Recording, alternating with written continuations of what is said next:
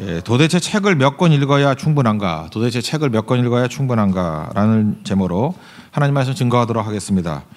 뭐 제목 그대로입니다. 몇 권 읽어야 충분하다고 생각하십니까? 뭐 100권, 그건 더 많아야겠죠. 1000권. 제가 대학교 때 그 학교 다닐 때 대출 왕이었습니다. 그러니까 책 좀 많이 읽었거든요. 516권 번호 읽어가면서 읽었으니까 마지막 찍힌 게 516권 그러면 그 적은 게 아니거든요. 한 주에 2권씩 읽으면 52주니까 100권이라고 치고 그 비가 오나 눈이 오나 시험 보나 안 보나 뭐 빠지지 않고 일주일에 2권씩 꾸준히 읽어야 400권이 읽거든요. 대학교 4년 동안에. 근데 516권 읽었다는 얘기는 좀 덜 읽었다는 얘기죠. 그거보다. 그러니까 뭐 책에 빠져 살았을 때 500권 정도 있는 거예요.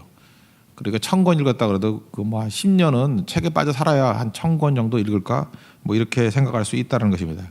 근데 지나놓고 보니까 많이 읽었다고 다 되는 것도 아닌 것 같아요. 어떤 때는 그 지식이라는 게 너무 빨리빨리 지나가기 때문에 중요한 거는 기준이 되는 책들 한 5권 정도를 읽는 게 중요하다고 생각합니다. 첫째는 기준이 되는 책이고요. 두 번째는 기준이 되는 책을 설명해 주거나 보조해 주는 책. 그래서 기준에 관한 게 한 2권 정도 되고 적용을 할 수 있는 것들이 한 3권 정도. 그렇게 5권 정도를 어느 정도로 소화해야 되느냐 하면은 거의 저자 수준으로 거의 외울 정도로 자기 삶에 녹아 들어갈 정도로 그러면 그게 핵심이 돼서 흔들리지 않는 것 같습니다. 제가 볼 때 5권 정도예요. 제 예를 하나 들어본다 그러면 저는 목사니까 뭐 우리 크리스천들도 뭐 비슷하다고 생각하는데 저는 첫 번째 책이 성경이거든요. 성경이 기준이니까 성경은 뭐 엄청 읽어야죠. 뭐 제가 학교 다닐 때는 한 주간에 하루에 한 200장씩 읽었던 것 같아요. 하루에 200장씩. 약간 잘난 척할게요. 비행기 타고 갈 때 설교 준비할 때 종이 한 장 꺼내놓고 설교 준비를 했어요. 그랬더니 왜 성경책이 없냐 그래서 비행기 흔들려서요. 머릿속에 있거든요. 창세기 1장, 창세기 2장, 창세기 3장 이거 죄송합니다. 잘난 척해서. 그러니까 자세히 모르지만 성경이 있어요. 그러니까 없어도 돼요. 종이 한 장이면 되거든요. 물론 보는 것도 중요하지만 이렇게 큰 흐름을 알아요. 그래서 얼마든지 이렇게 설교 준비 정도, 이렇게 인사이트 얻을 정도는 될 정도로 많이 읽어야 됩니다.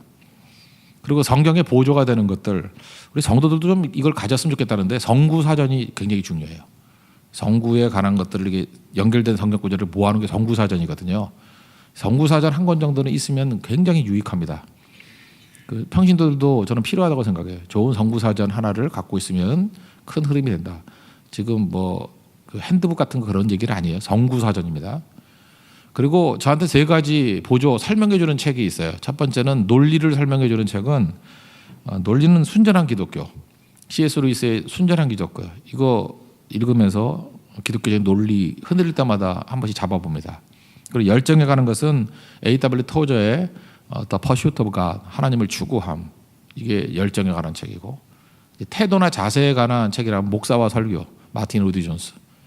이건 뭐 반복해서 읽은 것 같아요. 이 5권이 틀이고 나머지는 이렇게 흘러가는 물이에요. 물레방아 돌리는 흘러가는 물이지 뭐 그게 이렇게 기준이 되었다 이렇게 생각되는 것 같지는 않습니다. 이거 따라하라는 얘기가 아니고요. 여러분들도 이런 식의 제가 볼 때 어떠한 인생을 결정짓는데 필요한 책은 한 5권 정도 되는 것 같다는 거예요. 그중에 빠져서는 안 될 게 성경이죠. 디모데의 강점이 뭡니까? 많이 읽었다가 아니라 깊이가 있다라는 거 아닙니까? 15절을 보니까 어려서부터 성경을 알았나니 그러잖아요.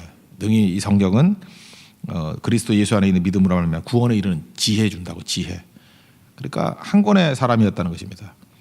무디 얘기를 하는데 무디는 우리 많이 배우지 못한 사람이라고 알고 있지 않습니까? 구두수성공이고 예, 맞습니다.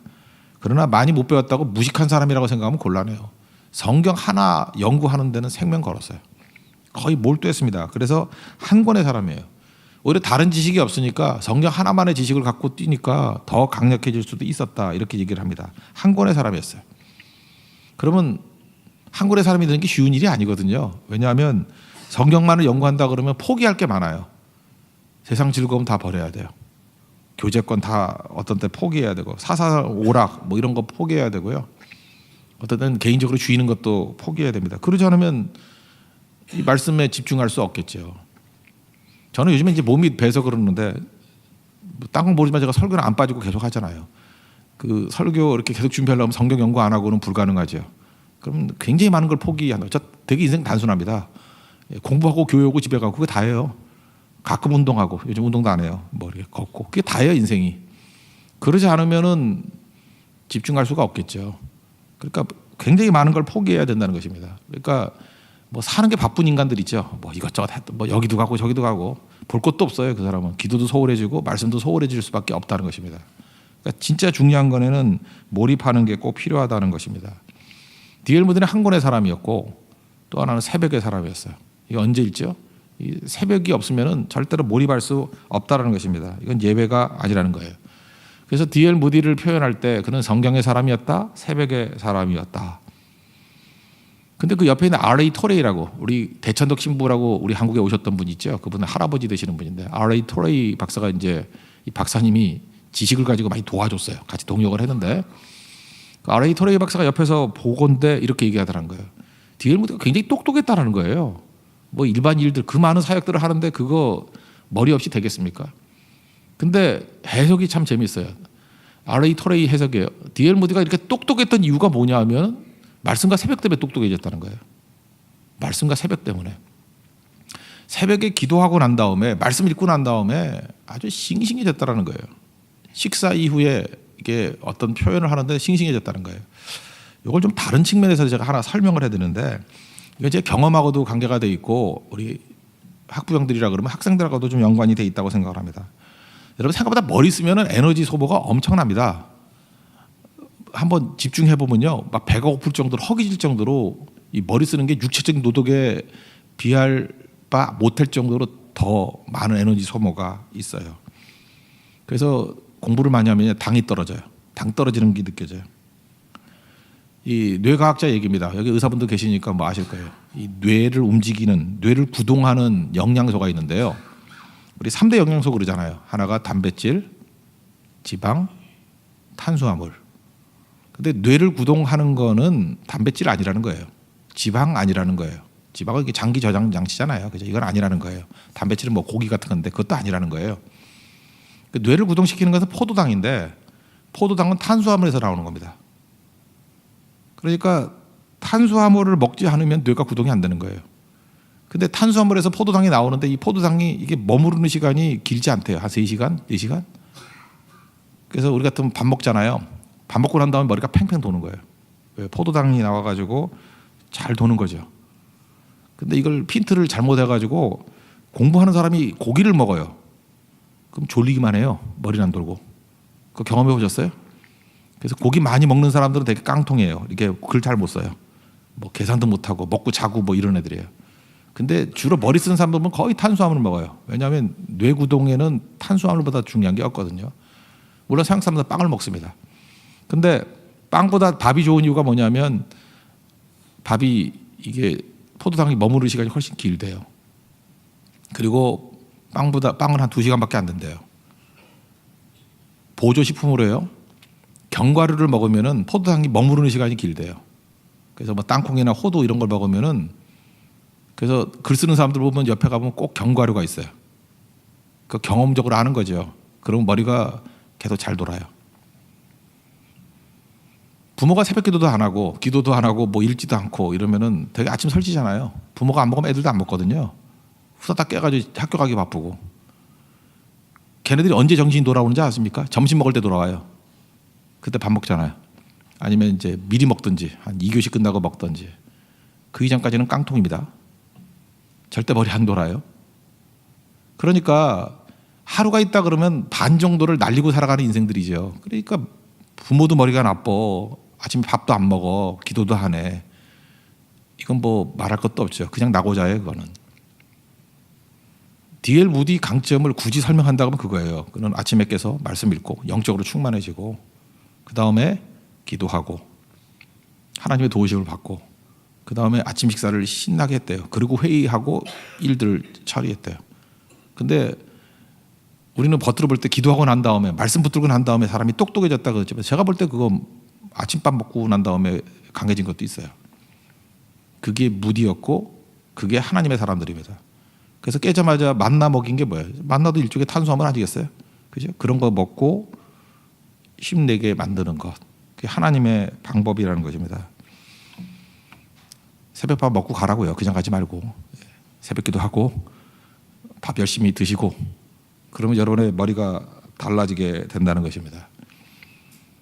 지금 성경은요 이렇게 막 나눠놓고 하는 얘기가 아니라 이게 모든 게 다 연결돼 있다라는 것을 다 설명 안 할 때가 있어요. 근데 이게 연결돼 가지고 모든 것이 구동한다라는 것을 우리에게 보여줄 때가 너무너무 많다는 것입니다. 그래서 유태인들이 강점이 이거예요. 그들 아침에 일찍 깨니까 아침에 일찍 깨보세요. 굶고 못 다녀요. 아침에 안 먹는 사람들은 특징이 뭔지 알아요? 새벽기도 나오고도 어젯밤에 많이 드셨어요. 닭 2마리씩 먹었어요. 그러니까 그런 거예요. 원래 아침이 브렉퍼스트잖아요. 이게 퍼스트가 패스팅이잖아요. 패스트 금식이죠. 그래서 금식을 브레이크 깬다. 브레이크 패스트가 아침이에요. 그래서 아침이 브렉퍼스트가 되기 위해서는 안 먹어야 돼. 밤에 금식을 깨는 거거든요. 근데 계속 먹었으니 무슨 콘티뉴 패스트지 뭐 아닌가요? 뭐 그게 말이 안 되는 거지, 그죠? 말이 안 되는 거죠. 컨티뉴 이팅이겠네. 계속 먹고 있는 거니까. 하나님 앞에서 이 원리, 이거 성경의 원리는 우리에게 과학적으로 설명은 안 하지만 우리의 삶을 돕는 그런 힘이 된다는 것입니다. 일단 여러분 성경을 많이 읽으셔야 됩니다. 많이 읽고 성경의 사람이 되도록 우리 삶의 패턴을 바꿔놔야 된다는 거예요. 또 한 가지를 말씀드리고 싶으면 뭐냐면 무디를 비롯해서 하나님의 모든 백성들이 논쟁하지 않았다는 거예요. 우리 목회서신에 보면 논쟁하지 말라는 말이 많아요. 그죠? 성경 자신이 자신을 변호하도록 만들라는 거예요. 왜냐하면 말씀은 힘이 있기 때문에 그렇습니다. 요즘에 뭐 이렇게 보면 논쟁하겠다는 사람들 되게 많이 나와요. 그 사람은 목회가 뭔지를 모르는 목사들이에요. 논쟁으로 영혼을 건진 예가 없어요. 성경도 그렇고 어디나 그렇고 하나님 말씀을 선포하고 외치면 말씀 자체가 일을 하는 거예요. 말씀이 일을 하는 거지 사람이 일을 하는 게 아니라는 것입니다. 그래서 스펄저 목사님 그랬죠.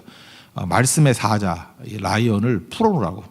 그럼 말씀 자체가 일한다고. 우리도 마찬가지입니다. 우리가 뭐 말씀을 보호한다, 말씀을 지킨다. 우리가 말씀을 지키는 게 아니에요. 말씀이 우리를 지키는 거지. 그래서 옛날에 그 아프리카에서 뭐 초창기 선교사님 때 그랬다 그러잖아요. 어떤 그 토착민들이 읽으라 그러니까 일주일, 2주 지나고 난 다음에 와서 이렇게 고백하더래요. 처음에 내가 성경을 읽었는데 일주일, 2주일 지나고 나니까 성경이 나를 읽고 있더라고. 그러니까 성경이 더 주도권이 있습니다. 그러니까 하나님 말씀을 풀어놓으면요, 그 말씀이 교회를 이끌어가고 우리 개인을 이끌어가요.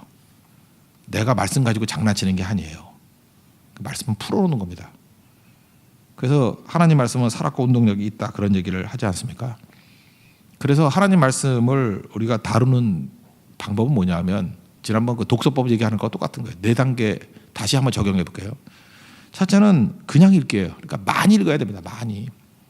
많이 읽기 전에 무슨 내용을 파악하겠어요. 우린 되지도 않게 그 무슨 뭐 토론식 교육 이러는데 그 유태인들은요 12살 될 때까지 암송 교육이에요. 주입식 교육 시킨다고. 우리나라 주입식 교육이 나쁜 게 아닌데 어디서 그 어중이 떠중이들이 잘못 배워갖고 와가지고 주입식 교육이 나쁘다고 그냥 믿는 것 같아요. 그거 아닌데 어렸을 때는요 중요한 사상을 주입하고 암송해야 돼요. 그게 미슈나예요. 미슈나가 반복한다는 뜻이거든요. 외우는 거예요. 그러한다는 그 틀 속에서 이제 뭔가 나오는 거죠. 그래서 그냥 많이 읽어야 돼요. 우리에게 뭐 모임 가운데 제일 좋은 모임 가운데 하나는 통독회 이런 거 많이 읽는 거. 뭐 대충 읽지 말고요. 처음 시작할 때는 그냥 구약성경 한 3분의 1쯤 읽어버리고 그래야 돼요. 한번 시작할 때 많이 읽을 때 능력이 나타나는 거고 성경은 제가 볼 때 한 5독 정도 해야지 그때부터 감이 오는 것 같아요. 두 번째는 요약하기예요. 창세기가 무슨 내용인가 요약. 창세기를 어떻게 파트를 나눌 수 있는가 무슨 책 이런 거 보지 말고 자기 요약. 요약해낼 수 있는 능력이 되면 성경이 보는 눈이 보여요. 세 번째는 시험 보기. 시험 보기를 써먹기거든요. 우리 시험 볼 때 공부하는 것과 청강성으로 듣는 건 다르죠. 그래서 우리 교회는 청강성 아니잖아요. 이렇게 교회 와서 말씀을 듣고 선교를 가거나 뭐 순종하거나 할 일이 있을 때 듣잖아요. 우리 말씀이 직접 우리하고 연결이 되잖아요. 그때 성장이 있는 거예요. 뭐 인터넷 돌아다니면서 뭐 내용이 뭔가 쳐다보는 사람은 청강생인데 청강은 백날 해봐야 시험이 없기 때문에 그거는 공부한 게 아니에요. 그러니까 반드시 청강생 듣지 마십시오. 시험 보라는 거. 그건 우리 식으로 하면 써먹기 위해서. 하나님 말씀을 오늘도 들을 때 이걸 어떻게 써먹을 것인가, 내 삶에 어떻게 적용할 것인가, 살 것인가, 그럼 다르죠. 여러분 병 들었을 때 말씀이 잘 들려요. 하나님 말씀을 통해서 내가 이 질병에서 어떻게 일어날까 그렇게 써먹으려고 말씀을 듣잖아요. 그러니까 안 보이는 게 보이기 시작하는 거죠. 사업상의 어려움이 있어요. 인간관계에 어려움이 있어요. 그럼 말씀을 통해서 이걸 어떻게 써먹을까? 이 말씀의 능력을 어떻게 내가 이겨낼까? 또 한 번 달라지는 거죠. 네 번째 단계는 가르치기 위한 것입니다. 한 세 번쯤 가르치면요 거의 다 파악을 할 수 있다고 생각을 해요. 가르쳐 보셨습니까? 가르친다는 것은 안다는 거하고 또 차원이 다른 문제예요. 우리 한국말 알지만 가르치는 거 힘들잖아요. 가르치기 위해서는 방법론도 있어야 되고요. 제일 가르침이 좋은 건 뭐냐면 다 알더라도 정리가 되더라도 사랑이 있어야 전달이 돼요. 또 하나는 확신이에요. 확신 있는 사람이 외치는 것과 확신 없는 사람이 외치는 게 또 다르죠. 그리고 하나님의 도우심이 필요합니다. 가르쳐 보십시오. 가르쳐 지키게 하라. 이 지상명령 순종하기 위해서 나가다 보면은 성령의 도우심 없이는 아무것도 할 수 없다는 걸 깨닫게 돼요. 그래서 성경을 볼 때에도 가르치기 위해서 볼 정도로, 물론 내 삶에 적용되는 것은 써먹기 위해서, 시험 보기 위해서 쓰는 거예요. 그 다음에 그 전에 요약할 정도로, 그 이전에는 많이 읽어야 됩니다. 그래서 우리 교회가 한 권의 사람, 이런 말씀의 사람이 되는 은혜의 역사가 있기를 원합니다. 그러면 풍성해진다라는 거예요. 하나님 말씀을 통해서 우리가 얻을 수 있는 게 무엇입니까? 뭐 성경은 뭐 여기 좋은 얘기 다 있죠. 뭐 15절 보니까 16절 하나님의 감동, 이게 호흡이거든요. 하나님의 호흡으로 된 것으로 교훈과 책망과 바르게 함과 의로 교육하기 유익하니, 하나님 말씀은 교정 능력이 있다라는 거예요. 그래서 하나님 말씀은 그 자체가 힘이 있고요. 그 17절 보세요. 행할 능력을 준다 그러잖아요. 기도하고 똑같아요. 힘도 주고요. 말씀은 방향을 줘요. 기도가 그렇죠. 기도는 우리에게 힘을 줘요. 그리고 기도는 수정 기능이 있어요. 우리에게 방향을 가르쳐줘요. 그래서 말씀과 기도는 성령이 주관하시는 겁니다. 그래서 교회가 말씀과 기도가 살아있으면 힘 있는 교회가 되고요. 말씀과 기도가 살아있으면 방향이 잃지 않습니다. 여러분들 그런 강력한 하나님의 종이 되는 축복이 임하기를 기원합니다. 보다 자리에 일어나겠습니다. 199장 찬송하겠습니다.